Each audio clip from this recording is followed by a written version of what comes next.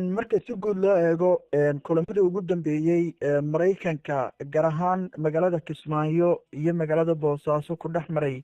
madaxweynayaasha maamulada Jubbaland iyo sidoo kale Puntland waxay muujinaysay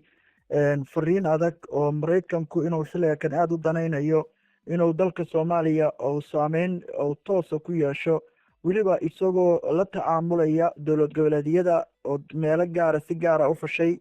saad ogtahay markay yimaadeen wufuudda ka soo ortay aqalka Koongareeska iyo saraakiisha Africom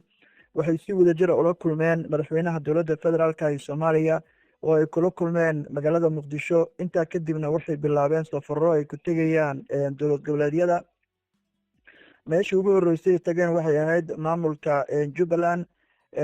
waxaana halkaasi tegay ilaa 11 senatar iyo sidoo kale saraakiisha ka socotay ciidamada Africom inta kadib waxay ku xujiyeen magaalada Hargeysa oo iyana magaalada Berbera inay saldhig ka sameysanayaan ay aad u soo taraysay ugu dambeyntiina safarkooda ilaa hadda inta uu marayo waxay tageen magaalada Boosaaso oo ay kula kulmeen Saciid Cabdilaahi Deni waxaad moodaa marka inay Mareykanku hadda xulanayaan goobo muhiim ah gaar ahaan goobihii Imaaraadka Carabta laga saaray ay si gaar ah u beegsanayaan oo ay rabaan inay ka ag dhowaadaan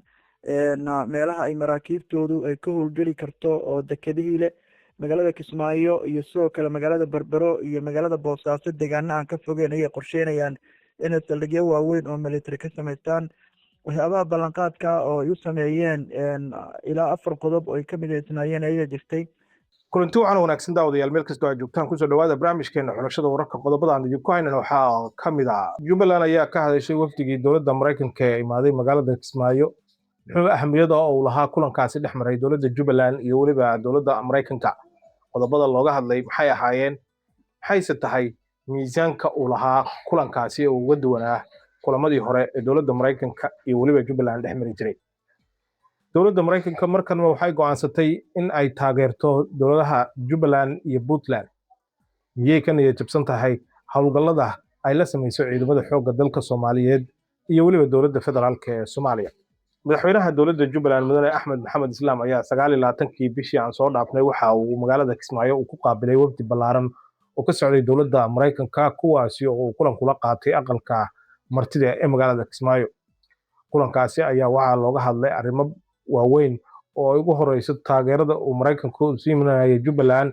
iyo waliba saldhigyo cusub oo Mareykanku uu ku yeelanayo deegaanada kala duwan ee Jubbaland ciidamada la tababarayo iyo sidoo kale inuu xoogga u saarayo hawlgallada ay la sameeyaan ciidamada dowladda Jubbaland ee deegaanada kala duwan iyo inuu sare u qaadayo taageerada military ee uu bixiyo ee Soomaaliya iyo waliba Jubbaland sidoo kale waxa uu kulan la qaatay madaxweynaha Puntland isagoo iyadana la sheegayo inuu magaalada Boosaaso uu ka sameyn doono saldhig weyn haddaba Mareykanka ma wuxuu danaynayaa inuu la shaqeeyo Puntland iyo Jubbaland oo miyuu ka niyad jabay wada shaqayntii uu la lahaa dowladda federaalka ee Soomaaliya maxaa xilligan ku soo beegay in xaaladdu ay sida noqoto arrimahaas iyo kuwo kale ayaan ku dul istaagaynaa waxaana ila falanqeynaya saaxiibkii Cabdi Jamaal oo hadda si toos ah qadka telefoonka ugu jira marka si guud loo eego kulamadii ugu dambeeyey Mareykanka gaar ahaan magaalada Kismaayo iyo magaalada Boosaaso ku dhex maray madaxweynayaasha maamulada Jubbaland iyo sidoo kale Puntland waxay muujinaysay fariin adag oo Mareykanku inuu xilligan aad u danaynayo inuu dalka Soomaaliya oo saameyn oo toos ah ku yeesho weliba isagoo la tacaamulaya dowlad goboleedyada oo meelo gaar ah si gaar ah u fashay saad ogtahay markay yimaadeen wufuudda ka soo ortay aqalka Koongareeska iyo saraakiisha Africom waxay si wadajir ah ula kulmeen madaxweynaha dowladda federaalka ee Soomaaliya oo ay kula kulmeen magaalada Muqdisho intaa kadibna waxay bilaabeen safarro ay ku tegayaan dowlad goboleedyada meeshii ugu horreysay tageen waxay ahayd maamulka Jubbaland waxaana halkaasi tegay ilaa 11 senatar iyo sidoo kale saraakiisha ka socotay ciidamada Africom inta kadib waxay ku xujiyeen magaalada Hargeysa oo iyana magaalada Berbera inay saldhig ka sameysanayaan ay aad u soo taraysay ugu dambeyntiina safarkooda ilaa hadda inta uu marayo waxay tageen magaalada Boosaaso oo ay kula kulmeen Saciid Cabdilaahi Deni waxaad moodaa marka inay Mareykanku hadda xulanayaan goobo muhiim ah gaar ahaan goobihii Imaaraadka Carabta laga saaray ay si gaar ah u beegsanayaan oo ay rabaan inay ka ag dhowaadaan meelaha ay maraakiibtoodu ay ka howlgeli karto oo dekedihii leh magaalada Kismaayo iyo sidoo kale magaalada Berbero iyo magaalada Boosaaso deegaano aan ka fogeyn ayay qorsheynayaan inay saldhigyo waaweyn oo military ka samaystaan. waxyaabaha ballanqaadka oo ay u sameeyeen ilaa 4 qodob oo ay ka mideysnaayeen ayaa jirtay. midka koowaad wuxuu ahaa in deegaan walba loo tababarayo ciidamo kor u dhaafaya ilaa 10,000 mushaarkana la siinayo lana qalabeynayo. deegaanada Jubbaland inay afmadow ay aeroboor laga siiyo oo aeroboorkaasi noqdo aeroboor weyn oo ay geeska Africa oo dhan kala socon karaan oo duulimaadyadooda toos uga sameyn karaan. sidoo kale Berbera ayaa aeroboorkeeda iyo inay saameyn weyn ku yeeshaan ayay dalbadeen. Boosaaso aeroboorka iyo sidoo kale iyadana saameyn ayay ku yeelan doonaan. dhammaan waxaad moodaa inkastoo Puntland aysan ahayn markii ugu horeyso Mareykanka oo taageero siiya ciidamadooda oo horey ciidamo oo mushaaraad ugu sii jiray balse waayahan dambe aysan jirin ayaad hadda moodaa inuu mar kale dib u soo laba kacleeyey. axmedow waxaana xusid mudan arrintan inay salka ku hayso 2 arrimoodba laga dhex arki karo inay xilligan kusoo beegtay. waa midda koowaad ee dagaalkii ka dhacay dalkaasi Iiraan ayaa dunida indhaha u furay oo la dareebay baabul mandab iyo marinka muhiimka ah Hormuz saameyntii ka dhalatay iyo xiisadda hadday sii socoto sida uu Mareykanka iyo duniduba ay dhuunta loo qaban karo.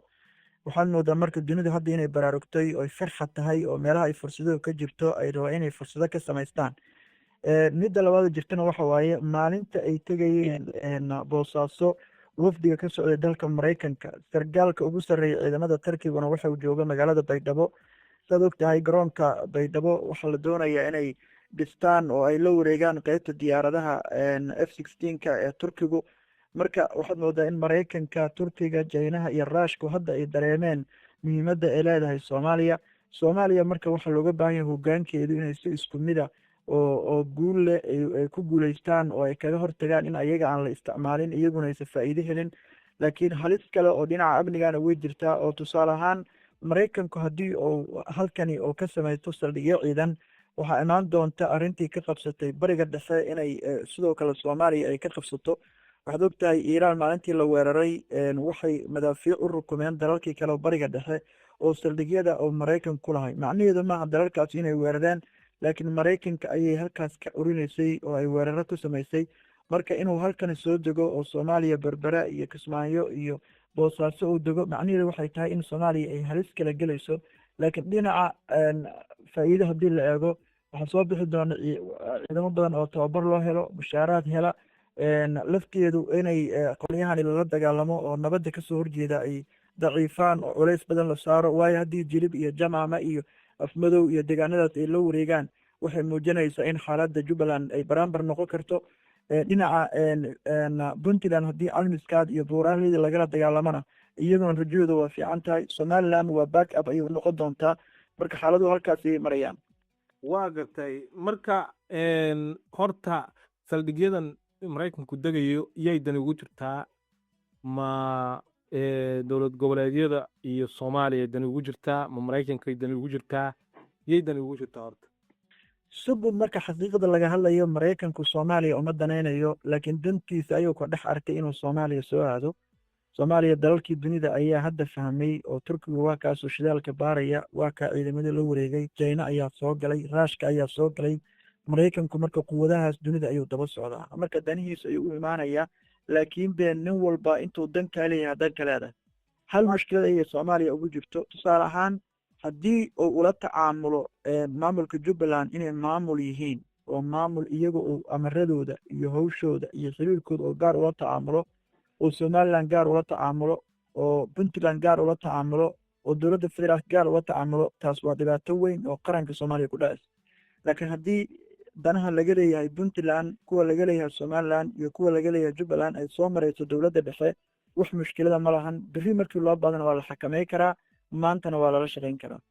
waayahay Mareykanka awalba Soomaaliya waa joogay Baladogle ayuu deganaa garoonka Muqdisho deganaa kan Kismaayo deganaa Puntland iyo meelo kalena saldhigyo ku lahaa. maxay tahay hadda saldhigyada cusub ee uu kordhinayo waa maxay ujeedada uu ka leeyahay mase ku muuqataa in uu doonayo maadaama saldhigyadii bariga dhexe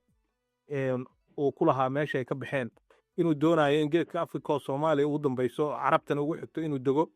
kadibna laga yaabo Iiraan iyo inuu weeraro maaragtay dalalka ay tayaan oo Soomaaliya saa dib ugu iman karo. axmedow dhibaato weyn ayaa ka imaan doonta waxaana u noqon doonaa goobjoog xaaladdu sida ay ku dambeyso laakiin maraykanka marnaba waxaad ogaataa inaysan dana adiga ay ku sameynayaan oo soomaali u sameynayaan aysan u imaaneyn dalkan ay u imaanayaan inay danahooda gaarka ee military ay ku ilaashadaan iyo danahooda dhaqaale dalka soomaaliya waa dal dahan oo u baahan in laga faa'iidaysta kheyraadkiisa soomaalidiina ay tahli weysay oo tabar u weysay tafaraarug iyo kala qaybsanaan badanna uu jiro marka waa la hubaa in maraykanku haddii uu saldhigyo ka samaysto dalalkan geeska africa gaar ahaan soomaaliya inuu dalka uu rabana weerari doono waayo haddaba isagoo jooga bariga dhexe ayuu iiraan weerarayay raaficdii laga tuura qatar kuwait baxrayn imaaraadka carabta sacuudi carabiya fi nihaaya waxay keentay ayaga in dib loo soo weeraro oo ayaga ridfacli lagu sameeyo kadibna ayaga ridfacliga lagu soo sameeye lagu burburiyo deegaanadoodii imaaraadka waad ogta xaaladooda meeshay gaartay sacuudiga waad ogeed meeshay gaartay kuwait baxrayn qatar dhammaantood ciraaq halka ay isla mareen waa ogeed marka taas unbaa imaan doonta laakiin fil mustaqbal ayaa arrintaasi noqon doontaa dunidana waxay u muuqataa duni ku xiran awood dunida maanta xishood waa ka dhammaaday dunida maanta sharci la ilaaliyo waa ka dhammaaday dunida awood ayay isugu wareegeysaa marka maraykanku wuxuu raba inuu awoodiisa fidiyo soomaaliduna waa dad baahan oo raba inay ka faa'iidaystaan soomaalida marka maxay saameyna ku yeelan kartaa haddii uu maraykanku ka weeraro saldhigyadan hadda uu samaysanayo haddii iiraan ka weeraro saameyn nooceeya ayay ku yeelan kartaa toganay ku yeelanaysaa hadda waad ogeedoo markii la weeraray maxaa la lahaa isheeg xuutiyiintu markii iiraan la weeraray waxay sheegeen somaliland markii ay israel la xiratay waxay sheegeen toos inay u weerarayaan oo ay weeraro geysanayaan oo haddii saldhig ka samaysta ay weeraro geysanayaan marka waxaad moodaa shaarkii israel in la bedelay oo shaar maraykan lagu bedelay waad og tahay waxaa la ogaaday imaaraadku waxay isticmaalayeen garoonka diyaaradaha ee boosaaso iyagoo duqeynaya suudaan oo garab ka geysanaya maraykanku diri ka maalin waa in halkaas diyaaradiis ka kiciyo oo qatar duqeeyo oo kuwait duqeeyo oo iiraan duqeeyo oo meel kala duqeeyo ciduu uga heegeysanaya malaha marka awood badan oo soomaaliya berri isaga difaacdana ma jiri doonto dowladaha hadda jabuuti way diiday in dalkeeda laga weeraro iiraan kenya way diiday marka soomaalida madaxda soomaalida oo hadda siciid daney axmed madoobe qiro iyo ragga la midka ah ma diidi karaan maraykanka inuusan waxba ka weerarin maaragtay soomaaliya gudaheeda ma diidi karaan axmedow qaybtii hore ayaan kuu sheegay haddii ay nimankani maraykanku ay isticmaalaan